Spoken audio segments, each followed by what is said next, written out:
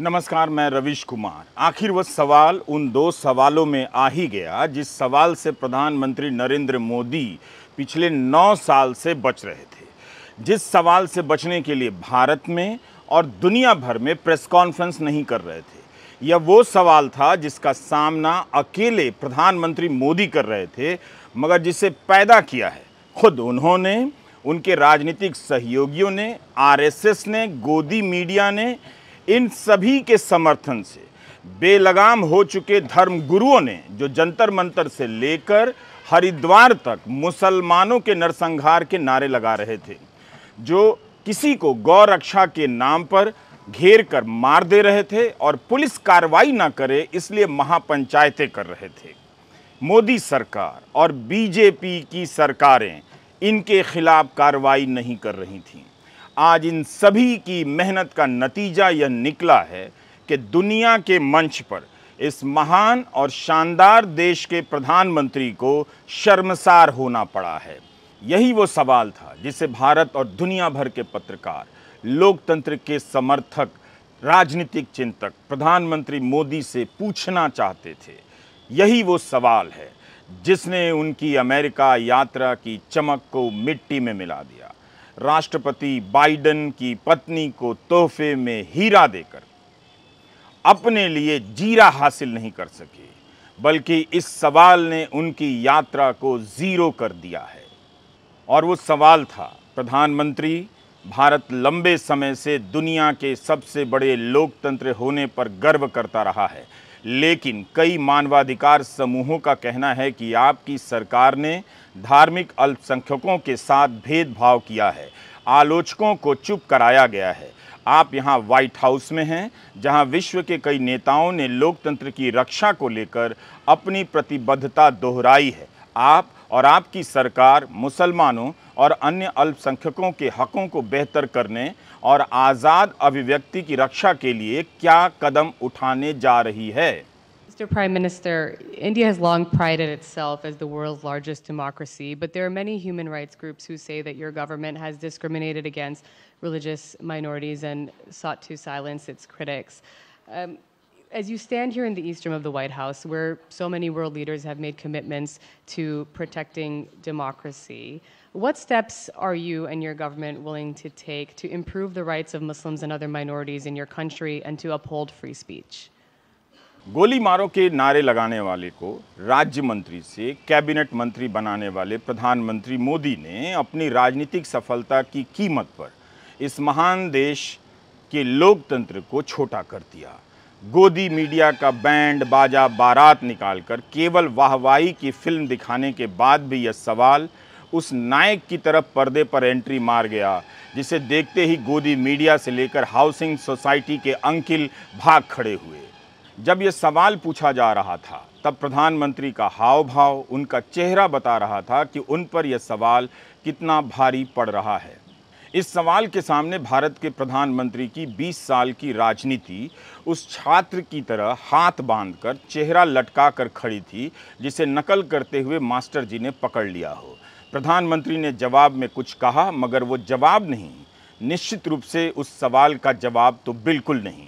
Supreme court से लेकर high court के तमाम जजों ने चेतावनियां दी, नफरत की भाषा पर लगाम लगाने को कहा, मगर सरकार चुप रही, क्योंकि इससे राजनीतिक तापमान चढ़ता है, वोट मिलता है। लेकिन दुनिया देख रही थी कि भारत में सब ठीक नहीं हो रहा है। बल्कि व्हाइट हाउस में यह सवाल बाद में पूछा गया, इससे पहले न्यूयॉर्क की सड़कों पर पूछा जाने लगा। दुनिया भर में रहने वाले भारतीयों को वोट बैंक में बदलने, बांट देने और मोदी मोदी कराने की राजनीति ने बाहर रहने वाले भारतीयों को अलग कर दिया है। मोदी सिस्टम ने विदेश में रहने वाले भारतीयों को इतना इस्तेमाल किया कि इसकी प्रतिक्रिया इसी तरह होनी थी। एक तरफ भारतीय मोदी मोदी कर रहे थे और करवाए जा रहे थे, तो दूसरी तरफ भारतीय लोगों का दूसरा गुट अलग अलग मुद्दों को लेकर वॉशिंगटन से लेकर न्यूयॉर्क की सड़कों पर प्रधानमंत्री का विरोध कर रहा था। गोदी मीडिया ने इस ट्रक को नहीं दिखाया, लेकिन इस ट्रक पर वो सारे सवाल पूछने के लिए लिखे गए थे कि पूछिए कि उमर खालिद की रिहाई क्यों नहीं हुई, पूछिए कि महिला पहलवान क्यों धरने पर बैठी हैं। इसी ट्रक पर वो डॉक्यूमेंट्री भी दिखाई जा रही थी जिसे मोदी सरकार ने बैन कर दिया। अमेरिका में रहने वाले मणिपुर के लोग बैनर लेकर आ गए। यह वही सवाल था जो अमेरिकी कांग्रेस के 75 सांसद बाइडेन को पत्र लिखकर कह रहे थे, पूछिए मोदी से कि भारत में प्रेस की स्वतंत्रता का दमन क्यों हो रहा है। यह वही सवाल था जब अमेरिकी संसद के कई प्रतिनिधियों ने कहा कि भारत में मुसलमानों के खिलाफ हिंसा हो रही है, उनके साथ भेदभाव हो रहा है। यह वही सवाल था जब बीबीसी की डॉक्यूमेंट्री बंद कर दी गई, बीबीसी के दफ्तर में छापे मारे गए, तब भी पूछा गया और इस डॉक्यूमेंट्री को दिखाकर अब लोगों ने दुनिया भर में विरोध जताना शुरू कर दिया है। प्रधानमंत्री नरेंद्र मोदी से पूछा गया यह सवाल कई सवालों का एक सवाल था। आलोचकों को जेल भेजना, कई महीनों तक जेल में रखना, जमानत नहीं मिलना, अवैध रूप से रासुका नेशनल सिक्योरिटी एक्ट लगा देना, यह सब हो तो रहा था और लोगों को लग रहा था कि बिना जमानत के फर्जी केस में महीनों जेल में रखा जा रहा है। तब गोदी मीडिया, बीजेपी, आईटी सेल इन लोगों को एंटी नेशनल कह रहा था। आप असम में अखिल गोगोई और यूपी के डॉक्टर कफील खान का केस याद कर लीजिए, उमर खालिद का केस याद कर लीजिए, भीमा कोरेगांव का केस देख लीजिए। इन हरकतों से भले ही प्रधानमंत्री मोदी का वोट बैंक उत्साहित हो रहा था, मगर उसने इस उत्साह में भारत की साख दांव पर लगा दी है। हम एक बार फिर से अमेरिकी पत्रकार के सवाल को दोहराते हैं, जिसे कोई भारतीय पत्रकार पूछ लेता वहां पर तो वहीं पर उसकी नौकरी चली जाती।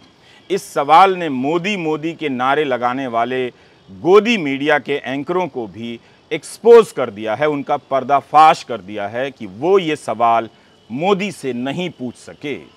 और वो सवाल था, प्रधानमंत्री, भारत लंबे समय से दुनिया के सबसे बड़े लोकतंत्र होने पर गर्व करता रहा है, लेकिन कई मानवाधिकार समूहों का कहना है कि आपकी सरकार ने धार्मिक अल्पसंख्यकों के साथ भेदभाव किया है, आलोचकों को चुप कराया गया है। आप यहाँ व्हाइट हाउस में हैं, जहाँ विश्व के कई नेताओं ने लोकतंत्र की रक्षा को लेकर अपनी प्रतिबद्धता दोहराई है। आप और आपकी सरकार मुसलमानों और अन्य अल्पसंख्यकों के हकों को बेहतर करने और आज़ाद अभिव्यक्ति की रक्षा के लिए क्या कदम उठाने जा रही है? ये सवाल वॉल स्ट्रीट जर्नल की पत्रकार सबरीना सिद्दीकी ने पूछा। भारत में मोदी समर्थक और आईटी सेल के लोग आरोप लगा रहे हैं कि जानबूझकर पूछा गया सवाल है, मोटिवेटेड है, ये बौखला गए हैं। इन्हें पता होना चाहिए कि यात्रा शुरू होने से पहले प्रधानमंत्री नरेंद्र मोदी ने वॉल स्ट्रीट जर्नल को ही इंटरव्यू दिया था। तब भी वॉल स्ट्रीट जर्नल ने यही सवाल पूछा था। सवाल यह था कि मोदी के विरोधियों और मानवाधिकार कार्यकर्ता आरोप लगाते हैं कि मोदी की हिंदू राष्ट्रवादी पार्टी धार्मिक आधार पर ध्रुवीकरण की राजनीति करती है और लोकतंत्र को कमजोर कर रही है, प्रेस को दबाया जा रहा है। हमने आपको 21 जून के वीडियो में इस सवाल के बारे में बताया था कि कैसे इस सवाल में प्रश्नवाचक चिन्ह तक नहीं था। इंटरव्यू करने 3 रिपोर्टर गए थे, किसने पूछा पता नहीं चला। उस अखबार को भी प्रधानमंत्री ने वही जवाब दिया था जो व्हाइट हाउस में दिया और जो नेहरू के समय से दिया जा रहा है। हजारों साल से भारत एक ऐसी भूमि रहा है जहां सभी आस्थाओं को मानने वाले लोग आज़ादी, शांति और समृद्धि के साथ रहते आए हैं। आप पाएंगे कि दुनिया के सभी धर्मों के लोग भारत में रहते हैं। क्या ये कोई जवाब है? पूछा जा रहा है कि प्रेस को दबाया जा रहा है, तो जवाब दे रहे हैं हजारों साल से सभी आस्था के लोग भारत में रह रहे हैं। ये क्या जवाब है? कम से कम प्रधानमंत्री नरेंद्र मोदी कह सकते थे कि ऐसी घटनाएं हुई हैं, मगर जब भी हुई हैं हमारी सरकार ने कदम उठाए हैं। व्हाइट हाउस में वॉल स्ट्रीट जर्नल की सबरीना सिद्दीकी ने जो सवाल पूछा, क्या उसका जवाब कुछ अलग से है? आप ध्यान से सुनिए। इस जवाब में प्रधानमंत्री बात को कहां से कहां ले गए।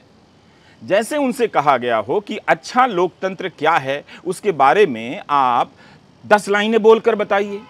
नहीं, उनसे सवाल पूछा गया कि आपकी सरकार आलोचकों को जेल भेजती है, मुसलमानों के साथ दुर्व्यवहार किया जा रहा है, भेदभाव किया जा रहा है, लेकिन प्रधानमंत्री नरेंद्र मोदी से सीधे सीधे जवाब देते नहीं बना। आप भी सुन लीजिए, हिंदी में ही बोल रहे हैं। मुझे आश्चर्य हो रहा है कि आप कह रहे हैं कि लोग कहते हैं नहीं, भारत डेमोक्रेसी है। और जैसा राष्ट्रपति बाइडेन ने कहा, भारत और अमेरिका दोनों के डीएनए में लोकतंत्र है। लोकतंत्र हमारा स्पिरिट है, लोकतंत्र हमारी रगों में है, लोकतंत्र को हम जीते हैं और हमारे पूर्वजों ने उसको शब्दों में ढाला है संविधान के रूप में। और हमारी सरकार लोकतंत्र के मूलभूत मूल्यों को आधार लेकर के बने हुए संविधान के आधार पर चलती है। और हमारा संविधान और हमारी सरकार, और हमने सिद्ध किया है डेमोक्रेसी कैन डिलीवर। और जब मैं डिलीवर कहता हूं तब कास्ट, क्रीड, रिलीजन, जेंडर, किसी भी भेदभाव को वहां जगह नहीं होती है। और जब हम लोकतंत्र की बात करते हैं तब अगर ह्यूमन वैल्यूज नहीं है, ह्यूमैनिटी नहीं है, ह्यूमन राइट्स नहीं है, फिर तो वो डेमोक्रेसी है ही नहीं। और इसलिए जब आप डेमोक्रेसी कहते हैं, जब डेमोक्रेसी को स्वीकार करते हैं और जब हम डेमोक्रेसी को लेकर के जीते हैं, तब डिस्क्रिमिनेशन का कोई सवाल ही नहीं उठता है। और इसलिए भारत सबका साथ, सबका विकास, सबका विश्वास, सबका प्रयास, उन मूलभूत सिद्धांतों को लेकर के, और इसलिए हम चलते हैं। भारत में सरकार के जो बेनिफिट्स हैं वो एक्सेस टू ऑल है, जो भी उसके हकदार हैं उन सबको मिलते हैं। इसलिए भारत के लोकतांत्रिक मूल्यों में कोई भेदभाव नहीं है, न धर्म के आधार पर, न जाति के आधार पर, न उम्र के आधार पर, न भूभाग के आधार पर। सबका साथ, सबका विश्वास, क्या जमीन पर जो हो रहा है वह सच नहीं है? दिन भर गोदी मीडिया में एंटी मुस्लिम डिबेट चलता है, क्या वो सच नहीं है? हेट स्पीच को लेकर सुप्रीम कोर्ट सरकारों को नपुंसक तक कह चुका है, क्या वो सच नहीं है? प्रधानमंत्री ने सवाल का जवाब नहीं दिया, लोकतंत्र और संविधान का उद्देश्य बताने लग गए। ये थोड़ी ना पूछा गया था। दरअसल उनके पास इस सवाल के जवाब ही नहीं हैं। अमेरिका में भी नहीं है और यहां भारत में भी नहीं है। व्हाइट हाउस में संवाददाताओं ने यह नहीं कहा कि आपके देश में भेदभाव होता है या नहीं, बल्कि कह दिया होता है, बताइए कि आप क्या करने वाले हैं। लेकिन अफसोस, प्रधानमंत्री जवाब नहीं दे सके। मूल सवाल था कि आप और आपकी सरकार मुसलमानों और अन्य अल्पसंख्यकों के हकों को बेहतर करने और आज़ाद अभिव्यक्ति की रक्षा के लिए क्या कदम उठाने जा रही है। और मूल जवाब यह निकलता है कि भारत के लोकतांत्रिक मूल्यों में कोई भेदभाव नहीं है, ना धर्म के आधार पर, ना जाति के आधार पर, ना उम्र के आधार पर, ना भूभाग के आधार पर। इस बात का भी मजाक उड़ाया जा रहा था कि 80 साल के बाइडेन बिना टेलीप्रॉम्प्टर के प्रेस कॉन्फ्रेंस में खड़े हैं और केवल प्रधानमंत्री नरेंद्र मोदी के लिए टेलीप्रॉम्प्टर लगाया गया था, जबकि वे हिंदी में जवाब दे रहे थे। वैसे उनकी अंग्रेजी भी बहुत अच्छी है। कांग्रेस प्रवक्ता पवन खेड़ा ने क्या कहा? ये कहा कि प्रधानमंत्री का जवाब बहुत ही औसत है, अंग्रेजी में मीडियोकर शब्द का इस्तेमाल किया। पवन खेड़ा ने कहा कि प्रधानमंत्री के इस औसत जवाब को स्वीकार नहीं किया जा सकता, इस मीडियोक्रिटी को स्वीकार नहीं किया जा सकता। अभी उत्तराखंड में क्या हुआ आपने नहीं देखा?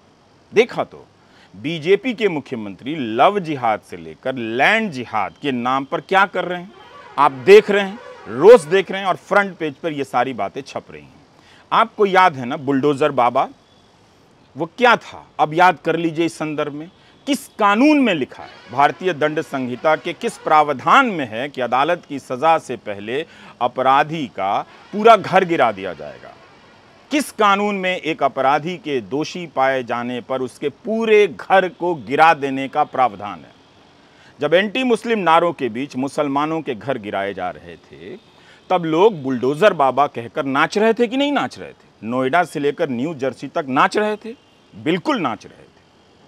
अमेरिका के न्यू जर्सी में पिछले साल 15 अगस्त को एक शोभा यात्रा निकाली गई। उस शोभा यात्रा में बुलडोजर लेकर निकल गए ये भारतीय लोग जो वहां रहते हैं। उस पर मोदी और योगी की तस्वीर लगाकर घुमा रहे थे। भारत के किसी कानून में बुलडोजर से घर गिराने का प्रावधान नहीं है, फिर भी बाबा को बुलडोजर कहा गया। 15 अगस्त 2022 की शोभा यात्रा में जो लोग गए थे, क्या उन्हें पता नहीं कि वे उस अमेरिका में रहते हैं जहां यह कभी संभव नहीं है कि किसी का घर गिरा दिया जाए, बस इसलिए कि वो मुसलमान है। अमेरिका में रहने वाले भारतीय यह बात जानते हैं, फिर भी एंटी मुस्लिम नफरत के नशे में सनक गए हैं। वे भूल गए कि दुनिया इन बातों से हंस भी सकती है कि बुलडोजर लेकर निकले हैं आज़ादी का जश्न मनाने। सारी दुनिया यूपी का प्रयागराज नहीं है कि बुलडोजर से जावेद का घर गिरवा दिया गया। दुनिया मध्य प्रदेश का खरगोन भी नहीं है कि गरीब मुसलमानों के घरों पर अतिक्रमण के नाम पर बुलडोजर चलवा दिया गया। इन लोगों ने भारत का नाम खराब कर दिया। अमेरिका में इसका बहुत विरोध हुआ। एडिसन और न्यू जर्सी के मेयर ने इसकी निंदा की, करनी पड़ गई। एडिसन के मेयर समीप जोशी ने कहा कि बुलडोजर विभाजन का प्रतीक है और इसे स्वीकार नहीं किया जा सकता। एडिसन टाउनशिप में इसकी कोई जगह नहीं है। इंडियन बिजनेस एसोसिएशन को इसके लिए माफ़ी मांगनी पड़ेगी। इंडियन बिजनेस एसोसिएशन ने इस शोभा यात्रा का आयोजन किया था। तो यह सब हो तो रहा था, मगर प्रधानमंत्री मोदी और गोदी मीडिया को लग रहा था कि 20 साल से इस राजनीति ने उन्हें मुख्यमंत्री से प्रधानमंत्री बना दिया। यह फॉर्मूला सफल है, इसी पर चलते रहो, तो इससे पीछे क्यों हटना। लेकिन आज उनकी इस राजनीति ने उन्हें भी और पूरे देश को शर्मिंदा किया है। यह पहला मौका नहीं है। आपको याद दिलाना चाहता हूं, पिछले साल जून का ही महीना था। टीवी के डिबेट में भाजपा की प्रवक्ता नुपुर शर्मा के एक बयान पर अरब देश नाराज हो गए। कतर, कुवैत, ईरान जैसे देश भारत के राजदूतों को बुलाकर अपनी नाराजगी का नोटिस थमाने लगे और माफ़ी मांगने की बात करने लग गए। उनकी नाराजगी का यह असर हुआ कि चंद घंटे के भीतर बीजेपी को अपने 2 प्रवक्ताओं नुपुर शर्मा और नवीन कुमार जिंदल के खिलाफ कार्रवाई करनी पड़ गई। एक प्रवक्ता को पार्टी से निकाल दिया तो दूसरे को 6 साल के लिए निलंबित किया। हिंदी के कुछ अखबारों की हेडलाइन बता रही है कि कहां यह खबर कैसे मैनेज की गई, कहां यह खबर छापी गई। लेकिन अरब देशों की नाराजगी के कारण बीजेपी ने अपने प्रवक्ता को हटाया तो सही, तब भारत ने अमेरिका और यूरोप तक को झिड़क दिया था कि आंतरिक मामले में दखल ना दें। बीजेपी ने एक पत्र जारी कर कहा कि भारत सभी धर्मों का सम्मान करता है, जिसका अंग्रेजी के अखबार टेलीग्राफ ने इस तरह अपनी हेडलाइन में छापा ताकि लगे कि चोरी पकड़ी गई, मगर बीजेपी नज़र नहीं मिला पा रही। आज भी गोदी मीडिया और ख़ासकर सुदर्शन टीवी के तेवरों में कोई कमी नहीं है। जबकि इसके कार्यक्रम को लेकर सूचना प्रसारण मंत्रालय को अदालत में कहना पड़ा कि चैनल ने प्रोग्राम कोड का पालन नहीं किया, उसके नियमों की परवाह नहीं की। श्याम दीवान जैसे दिग्गज वकील सुदर्शन का केस लड़ रहे थे। जब उन्होंने एक सुनवाई के दौरान जवाब देने के लिए कुछ समय मांगा, तब न्यायमूर्ति चंद्रचूड़ ने उस वक्त एक बात कही थी। कहा कि आपका मुवक्किल राष्ट्र के प्रति असंतोष पैदा कर रहा है और यह स्वीकार नहीं कर रहा है कि भारत विविध संस्कृति का एक महत्वपूर्ण बिंदु है। आपके मुवक्किल को सावधानी के साथ अपनी स्वतंत्रता का प्रयोग करने की आवश्यकता है। क्या सुप्रीम कोर्ट की इन टिप्पणियों से वॉल स्ट्रीट के सवाल कुछ अलग थे? आपको क्यों लग रहा था कि दुनिया इन खबरों पर नजर नहीं रख रही? सवाल तो पूछा जाएगा कि यह वो भारत तो नहीं जिसकी दुनिया भर में प्रतिष्ठा है। लोग पूछ रहे हैं कि क्या भारत जिस धार्मिक सहिष्णुता के लिए जाना जाता है, क्या वो बदल रहा है? जवाब आप जानते हैं कि बदल चुका है, मगर इस सवाल ने प्रधानमंत्री को लाजवाब कर दिया। उनसे जवाब नहीं दिया गया। अब इतिहास तय करेगा कि बाइडेन ने प्रधानमंत्री मोदी को अमेरिका बुलाकर राजकीय सम्मान का मौका दिया या उनकी 20 साल की उग्र धार्मिक पहचान की राजनीति को दुनिया के सामने एक्सपोज कर दिया और शर्मसार कर दिया। इस प्रेस कॉन्फ्रेंस को लेकर ही अमेरिका की प्रेस में सवाल उठने लग गए और मजाक उड़ने लगा। CNN ने अपनी रिपोर्ट में लिखा है कि बाइडेन ने लेन देन सही से की और मोदी जिससे बचते थे उससे बाहर निकल आए। CNN ने लिखा है कि पिछले 20 साल में जितने भी नेता राजकीय यात्रा पर अमेरिका आए हैं, उन्होंने प्रेस का सामना किया है। यह सब आपसी सहमति से ही तय होता है। लेकिन व्हाइट हाउस ने जब प्रेस कॉन्फ्रेंस के लिए जोर दिया तो शुरू में भारतीय अधिकारी मना करने लग गए। CNN ने सूत्रों के हवाले से यह खबर लिखा है कि यह वो सवाल था जो मोदी को पसंद नहीं, जिन्होंने भारत में कभी प्रेस कॉन्फ्रेंस नहीं की। भारत के अधिकारी इसी पर जोर दे रहे थे कि केवल साझा बयान हो मगर सवाल ना पूछे जाएं। बाद में अधिकारी तैयार हो गए कि दोनों पक्ष के लोग 2-2 सवाल लेंगे। गोदी मीडिया यह लाइन लिख ही नहीं सकता है कि भारत के प्रधानमंत्री 9 साल से प्रेस कॉन्फ्रेंस नहीं कर पा रहे हैं। लेकिन अमेरिका के कई अखबारों में यह बात प्रमुखता से छप रही है। जिस वॉल स्ट्रीट जर्नल को यात्रा से पहले प्रधानमंत्री ने इंटरव्यू दिया था, उसने भी लिखा है कि जो मोदी भाषण तो बहुत देते हैं मगर बहुत कम प्रेस कॉन्फ्रेंस और इंटरव्यू करते हैं। उनसे वॉल स्ट्रीट जर्नल ने भारत की विदेश नीति से लेकर आर्थिक नीतियों पर 1 घंटे की बातचीत की है। पूर्व प्रधानमंत्री मनमोहन सिंह का मजाक मौन मोहन सिंह कहकर उड़ाया गया और पूरे देश में यह जज्बात भी पैदा किया गया कि भारत को एक बोलने वाला प्रधानमंत्री चाहिए, ऐसा नेता चाहिए जो बोलता हो, चुप नहीं रहता हो। आपने देखा कि कैसा नेता मिला कि जो बिना टेलीप्रॉम्प्टर के भी नहीं बोल पाते हैं और सवाल पूछने का सवाल का जवाब नहीं दे पाते हैं। आप कल्पना कीजिए कि जब भारत के अधिकारी व्हाइट हाउस में इस बात का जुगाड़ कर रहे हों कि किसी तरह प्रधानमंत्री मोदी से कोई सवाल ना पूछ दे, तब क्या भारत की प्रतिष्ठा बढ़ रही होगी? क्या व्हाइट हाउस के अधिकारियों को नहीं दिख रहा होगा कि इतने बड़े देश के प्रधानमंत्री को सवालों से बचाने के लिए कितनी मेहनत हो रही है? उन अधिकारियों पर क्या बीत रही होगी? क्या वे शर्मिंदा नहीं हो रहे होंगे? वे भी तो भारत का प्रतिनिधित्व करते हैं, लेकिन उन्हें अपने प्रधानमंत्री को सवालों से बचाने का काम करना पड़ रहा था। यह केवल और केवल शर्मनाक है। प्रेस कॉन्फ्रेंस में आएंगे और 2 सवाल लेंगे, इसकी भी घोषणा अमेरिका में धूमधाम से की गई ताकि दुनिया को पता चल जाए कि जो प्रेस कॉन्फ्रेंस से भाग रहे थे उन्हें हम प्रेस कॉन्फ्रेंस में लेकर आ रहे हैं। ये बहुत ख़राब किया अमेरिका ने भारत के साथ और भारत के प्रधानमंत्री नरेंद्र मोदी के साथ। अमेरिका के राष्ट्रीय सुरक्षा परिषद के प्रवक्ता जॉन किर्बी की टिप्पणी भी आप ख़ास तौर से नोट कीजिए। जॉन किर्बी कहते हैं कि हम इस बात के लिए आभारी हैं कि प्रधानमंत्री मोदी इस यात्रा के अंत में होने वाली प्रेस कॉन्फ्रेंस में हिस्सा लेने जा रहे हैं। हम मानते हैं कि यह काफ़ी महत्वपूर्ण है और हमें इस बात की खुशी है कि प्रधानमंत्री भी मानते हैं कि यह ज़रूरी है ना कमाल? जो प्रधानमंत्री 9 साल में एक प्रेस कॉन्फ्रेंस नहीं कर सके, वो अमेरिका में जाकर मानने लगे कि प्रेस कॉन्फ्रेंस में हिस्सा लेना ज़रूरी है। जो खुद 2019 में ट्रंप के समय सवाल लेने से इनकार कर चुके थे। जॉन किर्बी का यह बयान बताता है कि इस यात्रा में अमेरिका उन पर भारी पड़ गया। राजकीय सम्मान देकर उन्हें राजनीतिक रूप से शर्मसार कर दिया। ये बाइडन का मास्टर स्ट्रोक था। 75 सांसद बाइडन से कह रहे थे कि मोदी से सवाल पूछिए। बाइडन ने मोदी को सवालों के सामने लाकर खड़ा कर दिया और वही सवाल पूछा गया जो उस पत्र में था।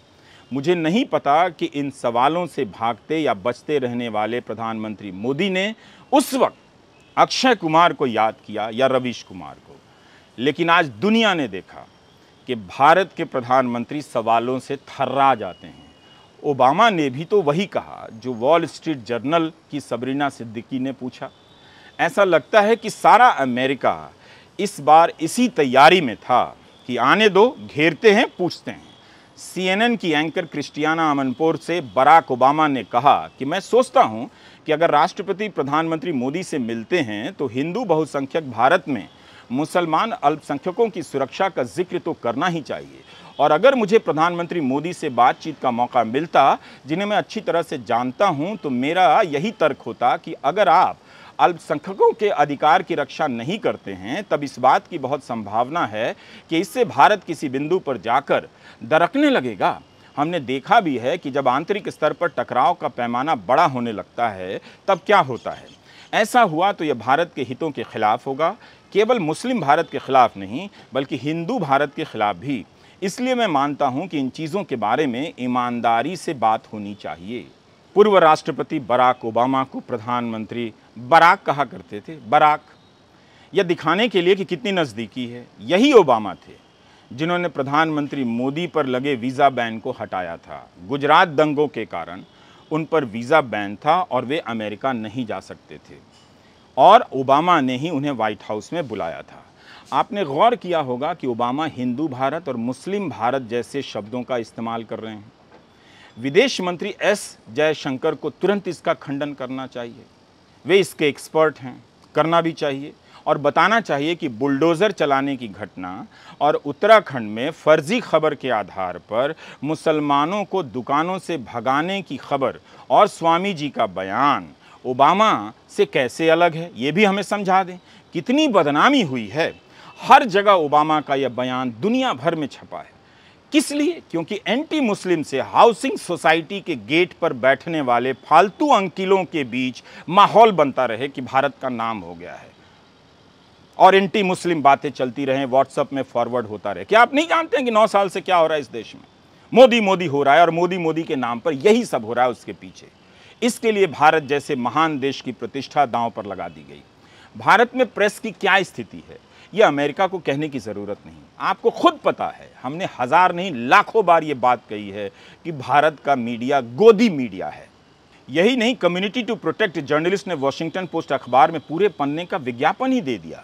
इस पर लिखा है कि भारत में प्रेस का दमन हो रहा है। गिरफ्तार किए गए पत्रकारों की तस्वीरें हैं, गौतम नवलखा की तस्वीर है। दुनिया हैरान है कि भारत जैसे देश में गोदी मीडिया हो सकता है और सवाल पूछने वालों को जेल भेजने से लेकर नौकरी से निकाला जा सकता है। यह विज्ञापन कहीं से भी अमेरिका में भारत का परचम नहीं लहराता है। भारत को आदर की निगाह से देखने वाले लोग भारत को लेकर बहुत चिंतित हैं। ये उनकी चिंता का प्रश्न है।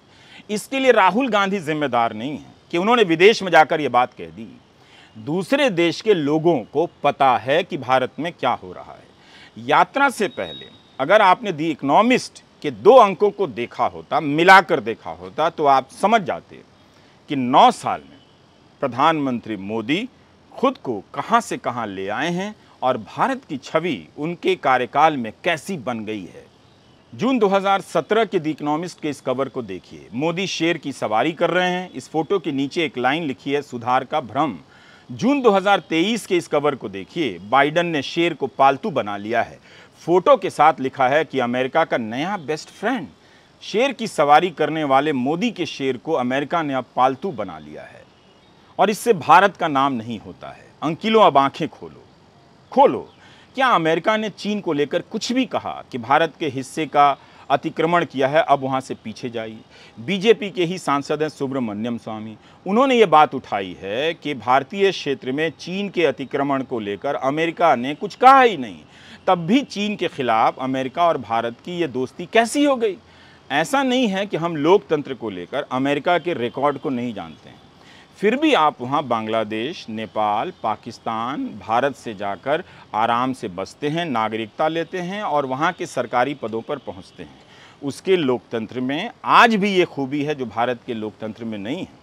यह वही देश है जिसने इराक और अफ़गानिस्तान को बर्बाद कर दिया, लेकिन इसी देश के भीतर भी आज लोकतंत्र के पतन को लेकर गहन चर्चा है। बाइडन और ट्रंप के खिलाफ केस मुकदमों की फाइलें खुल रही हैं और ट्रंप अदालतों पर आरोप लगा रहे हैं, तो सवाल पूछा जा रहा है कि बाइडन के खिलाफ कार्रवाई क्यों नहीं हो रही है। अमेरिका अपने सवालों से जूझ रहा है, उसके लोकतंत्र का संकट भी बाहर आ रहा है। प्रधानमंत्री मोदी अगर स्वाभाविक रूप से जवाब देते तो इन सभी बातों का जिक्र कर सकते थे। सबरीना सिद्दीकी की तरह भारत का गोदी मीडिया या एंकर भी इस तरह के सवाल बाइडन से पूछ सकता था, मगर वो सवाल पूछने के लायक ही कहाँ रहा। लेकिन जिस जवाब के नाम पर लोकतंत्र की परिभाषा और सबका साथ, सबका विश्वास करने लग गए प्रधानमंत्री मोदी। कहते हैं कि ऐसी घटनाएं अमेरिका में भी हो रही हैं, भारत में भी हो रही हैं, यही कह देते। यह दोनों के लिए चुनौती है, लेकिन वे अपनी राजनीति के खिलाफ अगर बोल देते तो गोदी मीडिया फिर क्या करता, IT सेल क्या करता और जगह जगह खड़ी की गई हिंदू रक्षक सेनाएं क्या करती। प्रधानमंत्री की इस यात्रा से भारत को क्या मिला, इस पर अलग से चर्चा होगी। विश्व व्यापार संगठन के किन शर्तों को हटाया गया और उससे अमेरिका को लाभ हुआ या भारत को, इस पर चर्चा होगी। राजकीय सम्मान के तामझाम से इस यात्रा के हासिल पर आप पर्दा नहीं डाल सकते। यह वो यात्रा है जिसे शायद ही प्रधानमंत्री याद रखना चाहेंगे। इस यात्रा में मोदी से चौतरफा सवाल पूछे गए जो उनके ही नहीं, भारत की साख को भी हल्का करते हैं। कई लोगों ने लिखा है कि रूस ने यूक्रेन पर हमला किया, अगर मोदी इस पर खुद को न्यूट्रल कहते हैं, तब चीन ने भारत के क्षेत्र का अतिक्रमण किया, इस पर भी सबको न्यूट्रल रहना चाहिए। कुल मिलाकर इस यात्रा का सार यही है, बाइडन ने राजकीय सम्मान लेकर मोदी से वो सम्मान ले लिया जिसके लिए 9 साल से प्रोपेगेंडा रचा जा रहा है कि मोदी ने विदेशों में भारत का नाम कर दिया। इस बार मोदी से इस तरह से सवाल पूछे गए जैसे मोदी ने भारत के नाम को खराब कर दिया है। दुख की बात है, बहुत दुख की बात है कि अमेरिकी प्रेस इस बात को बहुत बड़ी खबर के रूप में पेश कर रहा है कि जिन्होंने 9 साल तक एक प्रेस कॉन्फ्रेंस नहीं की, उन्होंने 2 सवाल लिए हैं। इससे भारत की मर्यादा को बहुत धक्का पहुंचा है। नमस्कार, मैं रवीश कुमार।